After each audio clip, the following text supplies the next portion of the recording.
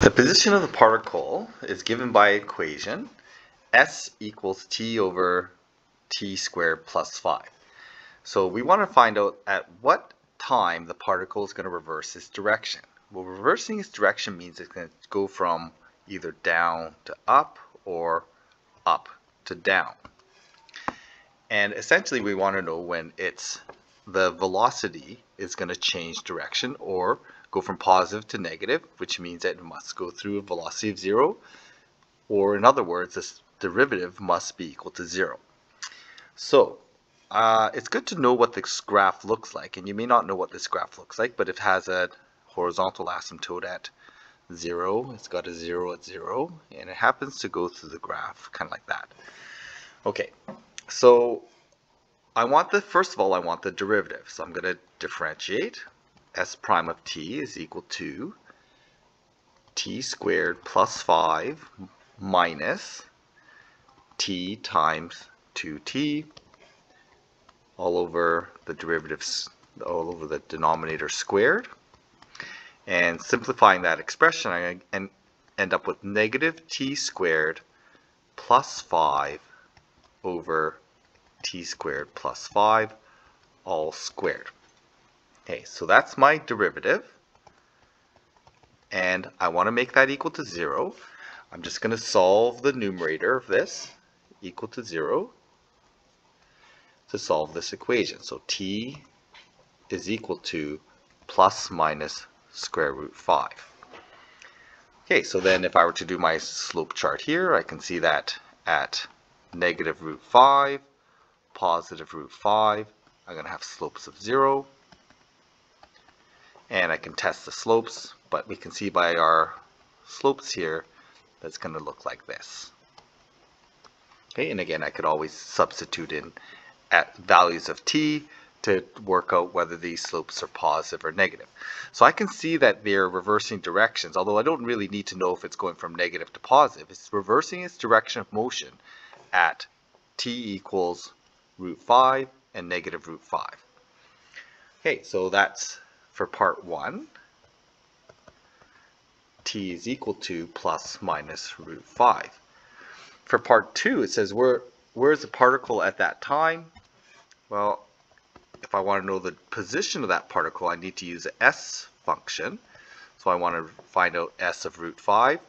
When I substitute root 5 into the equation, I end up with root 5 over 10, and s of negative root 5 works out to be negative root 5 over 10.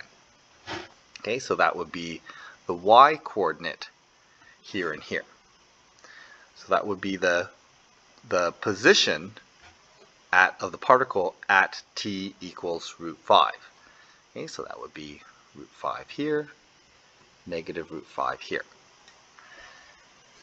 Thirdly, it's asking, what's the acceleration? Well, I need to know the second derivative.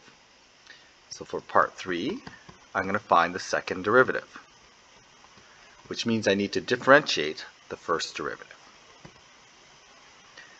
So again, using the quotient rule, I'm going to end up with negative 2t times t squared plus 5 squared minus negative t squared plus 5 times 2 t squared plus 5 times the inside function 2t. Okay, so it's getting pretty messy looking, but here's my derivative, t squared plus 5, and then to the power 4, because I have to square that denominator. So at this point, this is my derivative for acceleration. This is my acceleration expression, so we can just leave it like that. What's implied though is we should simplify that in case we need to do something with this, for example, solve for acceleration equals 0. So this is good enough for the acceleration function, but we're going to simplify this expression.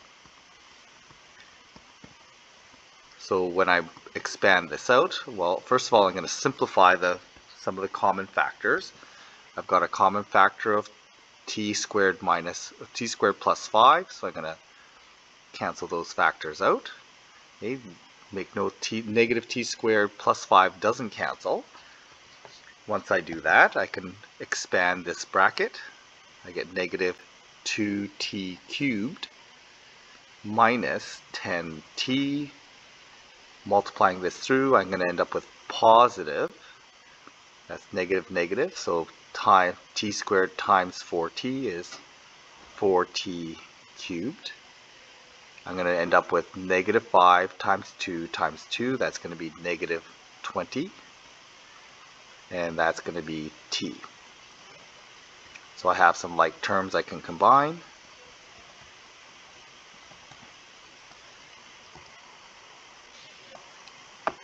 So combining these like terms, I'm going to end up with 2t cubed minus 30t, and that's all over t squared plus 5 cubed. So there's my second derivative in its simplified form. So this is the unsimplified form up here, so if I need to calculate acceleration, I can use that.